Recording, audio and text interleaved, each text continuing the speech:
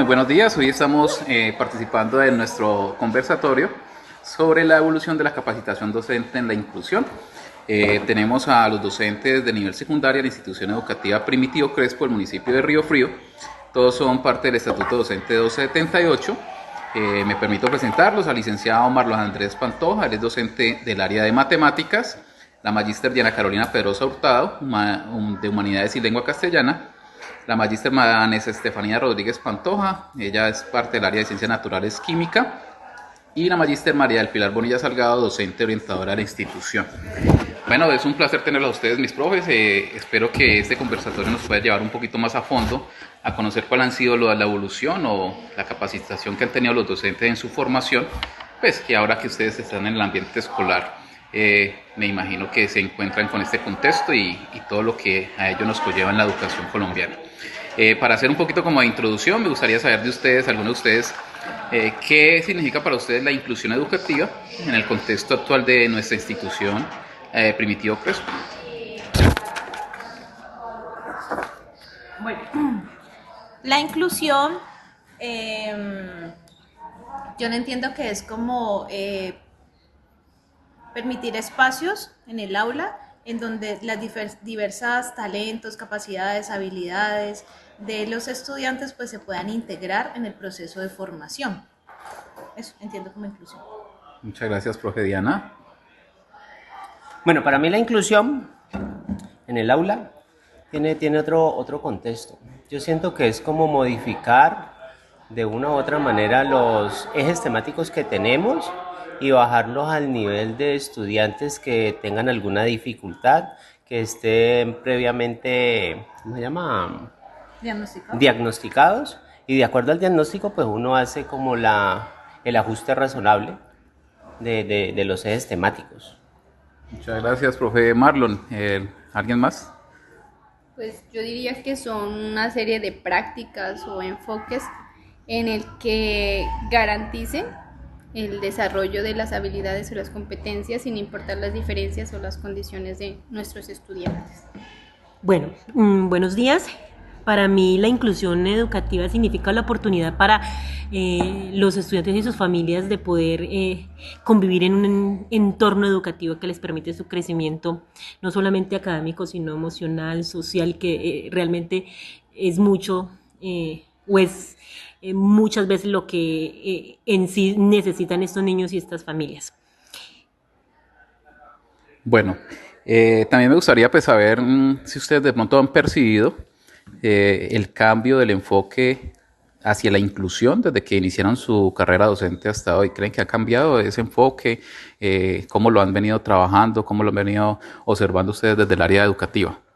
¿Pero desde el área de matemáticas o a nivel suyo, en su experiencia? Pues desde matemáticas, yo te hablo desde el 2011, que siento que en el 2011 todavía no estaba este cuento de inclusión. O bueno, yo no lo conocía, yo me gradué en el 2011 y no conocíamos absolutamente nada. La universidad pues nunca nos dio herramientas para este tema. Uno sale de la teoría a la práctica y en la práctica se da cuenta de que sí existen diferentes casos, estudiantes con diferentes casos, diferentes diagnósticos. Pero y tú me preguntas, desde ese tiempo hasta acá la evolución, pues obviamente hemos visto que ya en el aula de clase ahora 2025 hay mucho, o sea, ya hay demasiado. Hemos tenido la oportunidad de hacer PIAR, entonces siento que cuando uno hace el PIAR es como la manera de trabajar la inclusión, pero que estemos trabajando, que nos estén capacitando, que sepamos algo de eso, no. Yo siento que esto es como más autónomo, como autodidacta. ¿Listo, profe? ¿Alguien más? Yo comparto la opinión de Marlon, aunque en mi caso es diferente porque yo soy profesional no licenciada. Entonces yo ya vine a tocar el tema de la inclusión ya cuando ejercí como docente. Y en todo este proceso he ido aprendiendo algo, de a poquitos.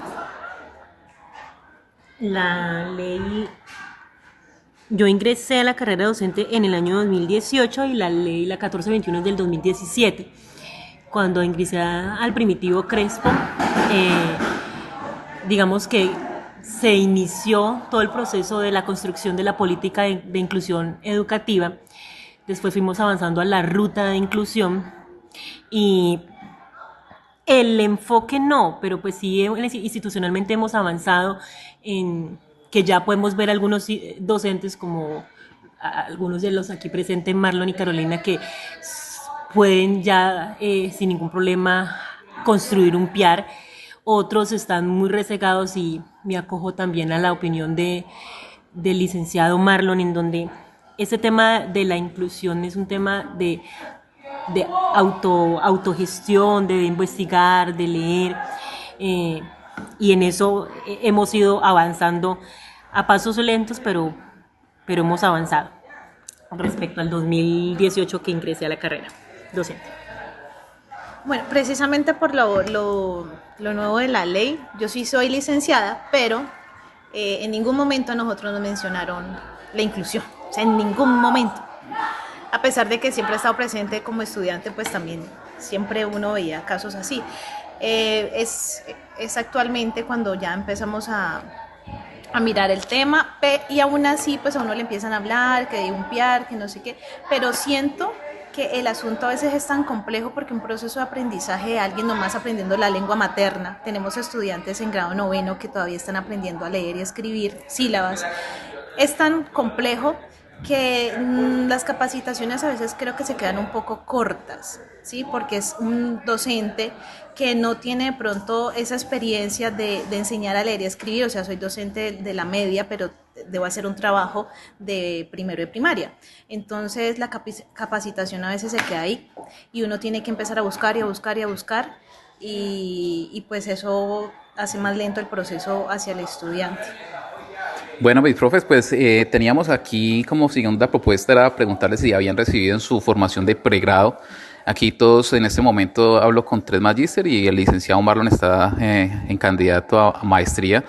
Y quería preguntarles que si había, durante su tiempo de pregrado pues estaban realizando o habían recibido alguna formación. Ustedes me responden que no.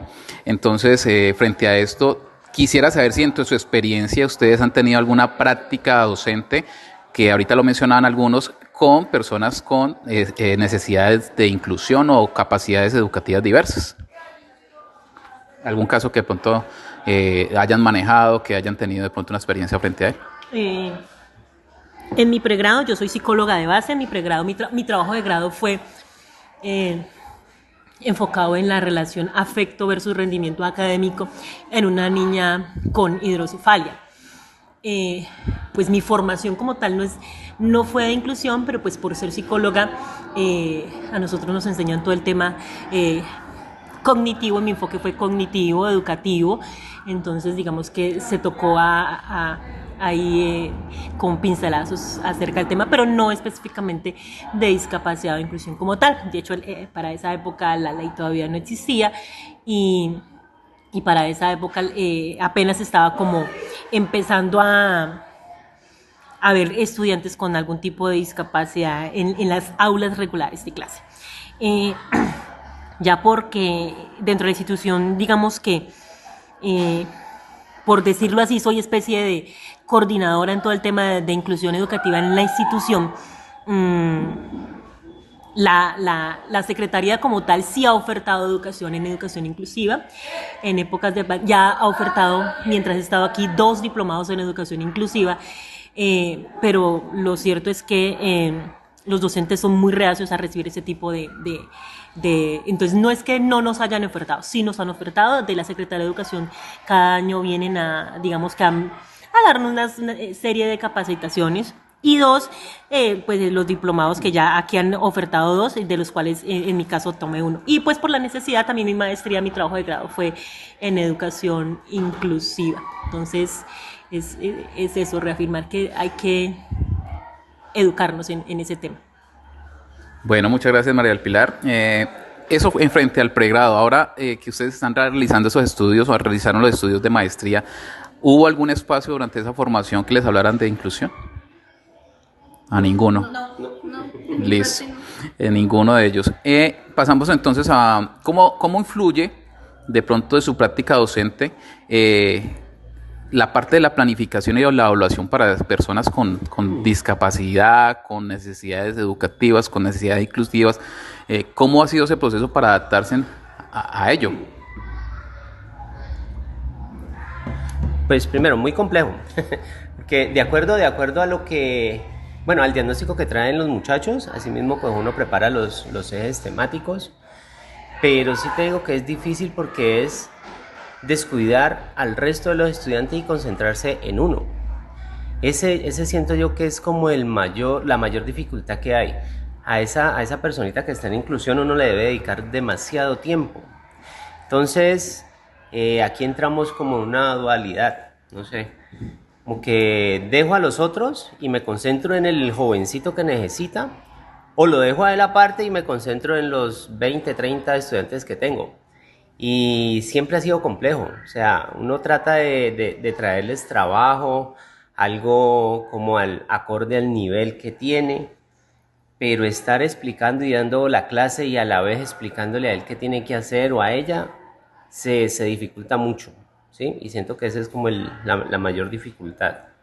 Pero obviamente si uno hace en los ajustes razonables, pues hasta dónde puede llegar el muchacho y uno trata de llevarlo hasta ahí, ¿sí? Que eso es como lo mínimo que él va a dar de acuerdo al diagnóstico.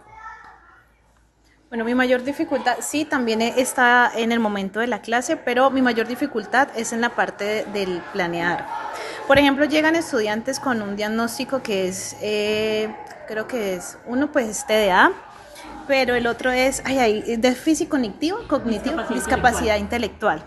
Y eso incluye una cantidad de cosas, porque con discapacidad intelectual en este momentico tengo como 4 o 3 estudiantes, pero los 3 son, o sea, en el comportamiento, en las habilidades, en las capacidades son muy diferentes. Entonces, es el planear. Yo soy profe de lenguaje y el lenguaje, los procesos del lenguaje son muy en secuencia, o sea, no se puede aprender una cosa sin antes haber aprendido muy claro cómo se construye una frase, por ejemplo. Entonces, ahí me cuesta mucha dificultad porque me devuelvo, o sea, aprendo, sí, pero vuelvo y digo, el proceso con el estudiante es más lento porque la profe apenas se está formando en cómo enseño a escribir una frase, cómo enseño la sílaba. En mi formación, pues uno tiene muchas inferencias, obviamente, el lenguaje, pero no es experto como lo es un profe de primaria. Entonces el proceso es más lento para el estudiante y lo que digo del diagnóstico, ese diagnóstico está ahí, aunque la orientadora nos envía como unas características, cuáles son como esas barreras, entonces uno más o menos va como clasificando a los estudiantes. Sin embargo, a fondo uno a veces no conoce el problema y lo conoce ya como después de estar un año y medio con el estudiante, es que va conociendo a fondo cuál es esa dificultad. Entonces, lo que decía mi compañero, claro, se hace muy lento el proceso con ellos. Sí, igualmente yo comparto la opinión de ellos. Es complicado la planeación, la organización en el manejo de la clase, porque uno no puede dedicarle solamente tiempo a uno mientras está trabajando con 20 estudiantes más. Es complicado. Comparto la opinión de ellos. Bueno, el tema está en que los docentes, los licenciados como tal, los docentes en su formación base no reciben una formación en tema de inclusión educativa. Una de las dificultades está en la diversidad de los diagnósticos. Digamos que a nivel nacional, y eso se cumple en nuestra institución, en la estadística está que el mayor diagnóstico es la discapacidad intelectual, que en resumen es la discapacidad, la dificultad para aprender. Entonces, de ahí, pero cada niño, no importa el diagnóstico, tiene una dificultad, tiene unas particularidades. Entonces, eso hace mucho más complejo. Y solamente estamos hablando de un diagnóstico, pero en un aula podemos tener un niño con TDAH, podemos tener un niño con autismo, y entonces cada uno con su particularidad. Otra de las dificultades, aparte de eso, es la cantidad de estudiantes en el aula. Entonces eso dificulta más porque esos niños requieren más atención. Y ya como docente orientadora, esa diversidad y la dificultad que los docentes manifiestan en no saber cómo trabajar con un estudiante con X o Y diagnóstico, hace que estén consultando y consultando, y yo como docente orientadora tampoco recibí pues como la base de cómo trabajar. Entonces, ¿qué me ha tocado hacer? Investigar, leer para poder orientar y acompañar a los docentes. Porque claro, cuando yo ingresé a la carrera docente, tampoco sabía nada, absolutamente nada de la educación inclusiva, y yo he hecho el diplomado, he asistido a las capacitaciones, he visto videos, he leído la guía pues que tiene el Ministerio acerca de educación inclusiva, y con eso he recogido elementos para poder acompañar a los docentes de una u otra manera en la construcción del PIAR, en la evaluación, pero también me siento corta en elementos por la diversidad de diagnósticos y cómo se debe integrar esos niños al aula como tal, pedagógicamente. Pues no sé si ustedes comparten esto, pero la evaluación de estos estudiantes que están pues en inclusión es muy complicada con nuestra plataforma. No sé si a ustedes les pasa lo mismo, porque nosotros evaluamos, o sea, nuestra plataforma que nos permite, en un apartado tenemos a los que están con necesidades especiales, pero ¿qué pasa? No es lo mismo, tú no puedes evaluar de la misma manera o las mismas competencias a una persona que tiene un TDA que a una persona que tenga ¿qué se dice? Un déficit cognitivo. Pero nuestra plataforma por lo menos nos exige que lo evaluemos de la misma manera. Eso también es un problema o una dificultad que a mí se me hace pues en mi quehacer. Bueno, mis profes, ahí les agradezco toda esta información. Pues dentro de lo planteado, ya ustedes me han manifestado que no han recibido capacitación, digamos, desde su formación docente, no han tenido como una formación adecuada. Pero desde la Secretaría sí algunos, ya la orientadora ha explicado que han habido diplomados, ustedes en la institución educativa han recibido también algunas charlas según lo que han comentado, y también quisiera saber si hay otras entidades que también hayan hecho de pronto alguna formación con ustedes durante el ejercicio de sus labores en la institución. No. Listo. ¿Qué estrategias han implementado ustedes como docentes para manejar la diversidad de estos estudiantes? ¿Cómo han podido tratar de quitar las barreras en el aprendizaje que estas poblaciones manejan? Bueno, estrategias que, como decía, uno va conociendo en el camino. Pues he utilizado la parte artística, ¿sí? Porque el arte siempre es como, debe estar presente toda en la construcción de todo sujeto. Entonces ahí puedo ver parte de lo que es el ser humano, o sea, el estudiante como tal, sus sentimientos, sus habilidades, sus miedos, pero también el lenguaje tiene que ver, no se construye desde inicios con la motricidad. El saber escribir tiene que ver mucho con los movimientos de la mano, el hablar, la expresión corporal. Entonces me he metido por ahí un poquito, ¿sí? Igual, como decía, es complejo como centrarse en eso, pues porque está el resto del grupo con otra dinámica, pero un poco con el trabajo de manualidades, la parte artística, las artes plásticas, eso, la parte de oralidad me ha funcionado mucho. Tengo una niña ahorita que justamente trabajando el canto, porque le gusta mucho cantar, entonces pude ver habilidades y el desarrollo de la oralidad fue muy bueno con ella porque le gusta cantar, entonces ahí empezamos a desarrollar un poquito más el lenguaje. Bueno, y así, otras estrategias que no recuerdo en el momento. ¿Algo más? Pues uno se pone creativo, al igual que Diana, dibujos, actividades que involucren manualidades, o incluso también me ha servido apoyarme en monitores, estudiantes que sean monitores y que me puedan apoyar como reforzándole o desde la perspectiva de un estudiante a estudiante, explicarle los temas a la persona que lo necesita. Es que precisamente, yo no soy en el aula, pero precisamente mi invitación a todos los docentes siempre ha sido que no se fijen tanto en el diagnóstico, sino realmente que vean qué les gusta hacer a los estudiantes. Y la felicito, profe. Si al estudiante le gusta cantar, entonces hay que metérsele por ahí. Entonces es eso, la invitación es esa. ¿Cuál es la habilidad y ¿cómo aprende el estudiante? ¿Aprende dibujando? Pues entonces por ahí. ¿Le gusta coger y agarrar lo concreto, material concreto? Entonces trabajemos con material concreto. Sino que también ahí está la dificultad en que pues a ratos los materiales no los tenemos en el aula disponibles para poder desarrollar las estrategias que tenemos en mente con nuestros estudiantes. Entonces el sector público carece de tecnología o vastos cantidades de materiales para uno para ejercer.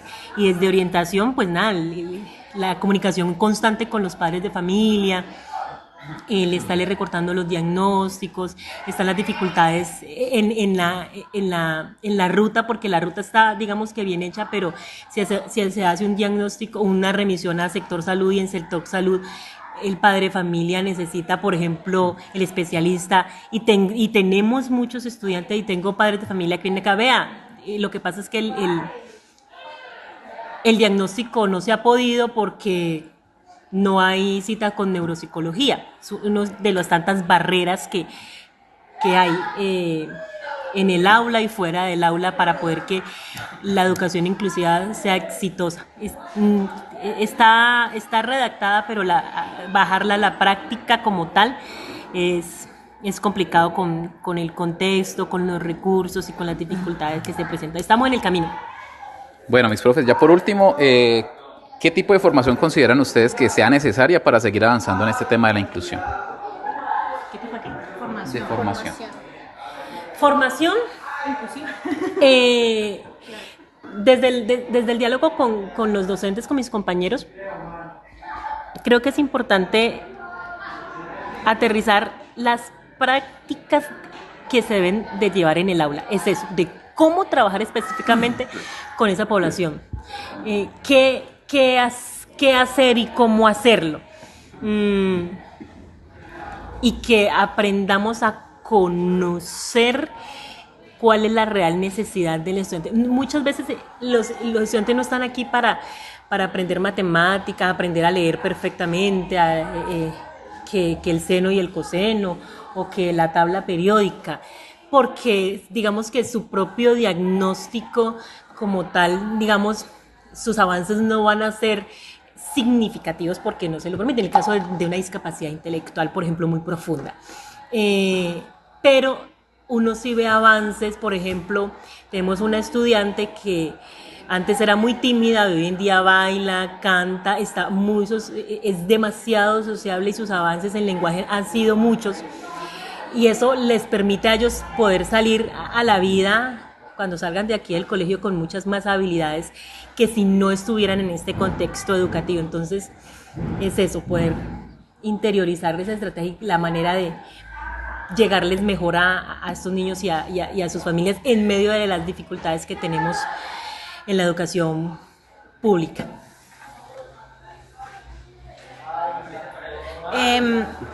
Bueno, pues lo que mencionaba ahorita, es verdad que igual hay cierto conocimiento académico muy necesario, pero lo que decía también la orientadora, es importante conocer, y no solamente los chicos, porque a veces los de necesidades educativas, sino también todos, ¿no?